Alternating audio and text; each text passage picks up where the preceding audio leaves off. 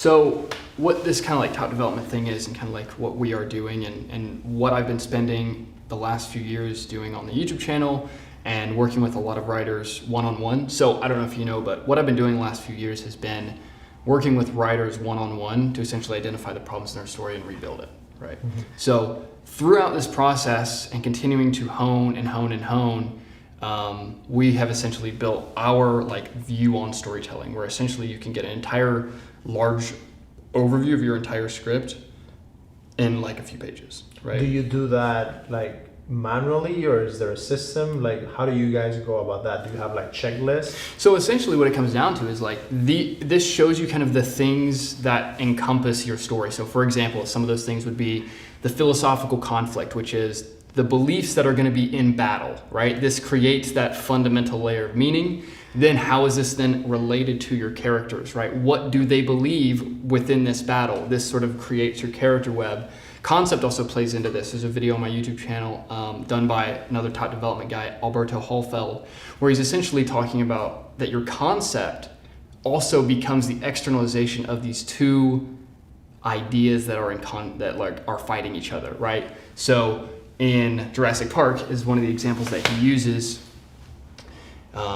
There is like man's control over nature versus nature, right? So you have nature as externalized by the dinosaurs, and then you have man's control as externalized by a theme park. So then you combine those, now you get your concept, which is, you know, Jurassic Park. Yeah, right? But do you think those things come before or after the actual writing of the script? So definitely before. It's essentially an outline, but it can also be enveloping in on itself, right? So I think I also have a different kind of look on what writing is. Like you will never see me, and I've done this a lot in the past, but you'll never see me like starting a draft without like a clear, very, very clear outline. Yeah, I think that is actually the pitfall of a lot of new writers. Mm-hmm.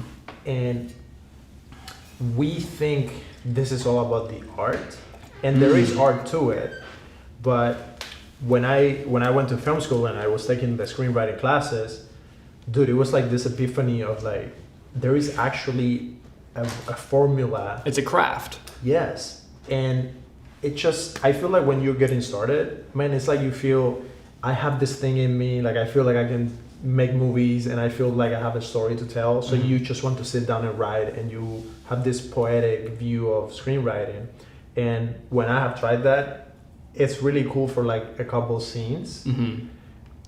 You know, like sometimes I'm driving and I get this idea for a scene, and then I have sat down and tried to almost build a character out of that feeling that I had in my head. Mm-hmm. Because I'm a director, I'm thinking visually. Right.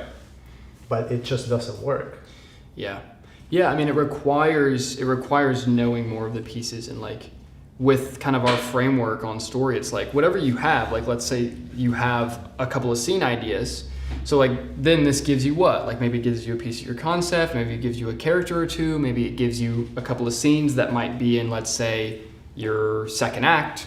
You put them there. Like it starts to just give you like whatever you have, whatever level of story that you have.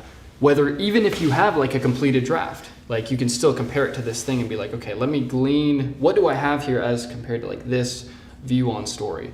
How each of these pieces are essentially like coming out of one another. So you can really build you can kind of build the entire story from the thematic argument thesis statement that you're making, in the sense that, not that you have to, but like you could, in the sense that you have this idea that you want to express to people, which then comes into a philosophical conflict, which goes into a characters, which also goes into your concept, and then your characters split into a character web, which then goes into the structural method that we use, which is story circles, which then goes into how your scenes flow and goes into your setups and payoffs. And all of this can come out, and you are essentially sectioning off all the different ideas that make up a story, that will make up any good story.